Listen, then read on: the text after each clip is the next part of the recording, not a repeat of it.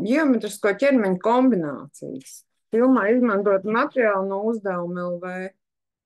Vienkāršākā, vienkāršākās figūras, ko mēs varam kombinēt, ir lode un kups. Un tad, kad mēs veidojam ģeometrisko ķermeņa kombinācijas, parasti viens no šiem ķermeņiem ir rotācijas ķermenis, un šī gadījumā tā ir lode. Ja kups ir apvilkts ap lodi, vai kubā ievilkta lode, tas nozīmē, ka lode visās skaldnēs pieskarās kuba skaldnē pa centru. Ja kuba mala ir A, tad mēs varam uzzīmēt aksiālu šķēlumu, kas ir paralēls kuba malai un iet caur lodes centru, un mums veidojas lodes rādījus no centra līdz perpendikulāri kuba malai.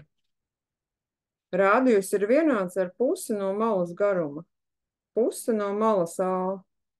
Attiecīgi mala A ir divi rādījusi, kas arī ir kuba augstums. Un kuba augstumi visos virzienos ir vienādi. Ja mēs apskatām kubam apvilktu lodi, tad rādījus mums veidojas no punkta O līdz punktam B, no punkta A līdz O līdz D, O līdz C un tā tālāk arī uz augšējiem visiem stūriem. Te esmu uzzīmēju šķēlumu pa kuba pamatu ar centru O1, kas būtu pamata jeb kvadrāta diagonāļu krustpunktā. Bet lodes centrs atrodas kuba diagonāļu krustpunktā. Tātad šis te B līdz, pieņemsim, D1 ir kuba diametrs.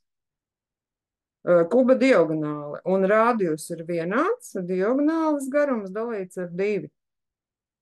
Bet diagonāli kubam, kā zināms, ir, ja mala ir A, tad A saknes no 3. Kā mēs to esam ieguvuši? No taistur paralēli skādņa formulas, kur diagonālas garumu mēs rēķinam. Diagonāls kvadrāts ir malu kvadrātu summa. Mūsu speciālajā gadījumā kubā, kad visas malas ir vienāda garuma, vienādas ar A, tad kubam attiecīgi diagonāls garums ir A sakne no 3.